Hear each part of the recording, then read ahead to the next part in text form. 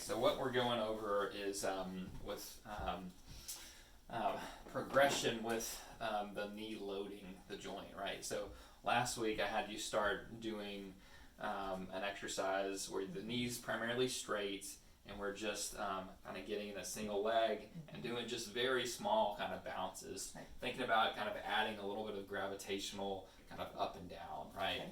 And then since you had on both knees, the stem cell, then we're switching to the other side, right? And then just adding a little bit of just a little bounce. The knee's not bending much. We're thinking about just when we start adding a little bit of vertical compressive loading, Right. unloading, switching other side. So about five or so seconds.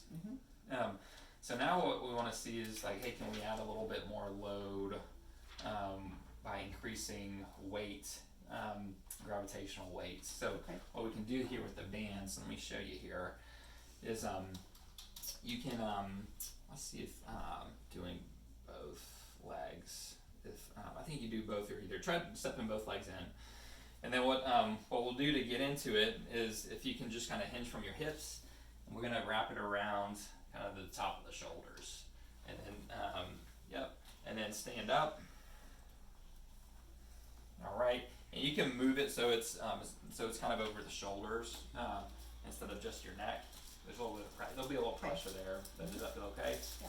So now we have the bands pulling this first leg down, right? Okay. It's not a whole lot. This is a pretty thin band, Okay. but it's adding some Pressure. And as the weeks progress, we'll graduate into further bands, right? Okay. So now it's the same exercise. Just be kind of mindful because as you unlock the knee a little bit with the extra pressure, the knee's gonna want to bend further. But again, the goal is not to bend the knee. Okay. We want to stimulate the stem cells, which is primarily there around the meniscus, where we Okay. get most of that with when the knees more stacked on top Okay. like this.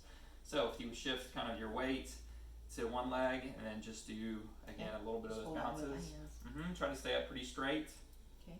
right? About 5 seconds, and then you can switch to the other side, and then just bouncing a little bit there. It's not going to feel a whole lot different. Yeah.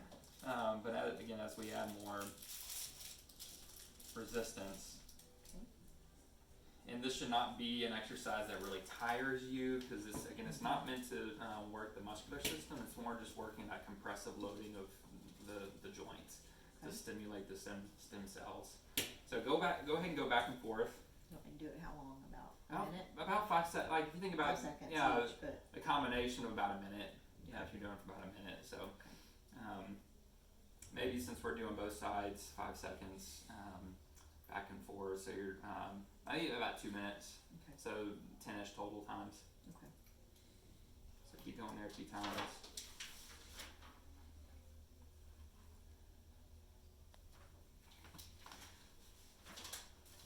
And then what if let me see here. We'll pause this here. Last time we hit the wrong one, so that's. All right. So what we're doing now here is we have patient in blood flow cuffs on both legs. You can just see a little bit right here, doing some blood flow training, blood flow restriction training, and just very modified light squatting. So I have her in the setup where she has actually 2 resistance bands, and it's so much resistance bands assistance in this way that she's really not able to do a full depth squat with her body weight. So go ahead and demonstrate just kind of how far you can go. So she's getting a good distance though, but combined with the blood flow, what we can do is it creates an environment where the body feels like it's working out really hard. And so we're able to get that effect like if she was doing some sort of weighted squat, full body, or holding some sort of barbell or dumbbell. We're getting that same effect by having the blood flow, which is helpful being that she's 2.5 weeks out from her stem cell procedure.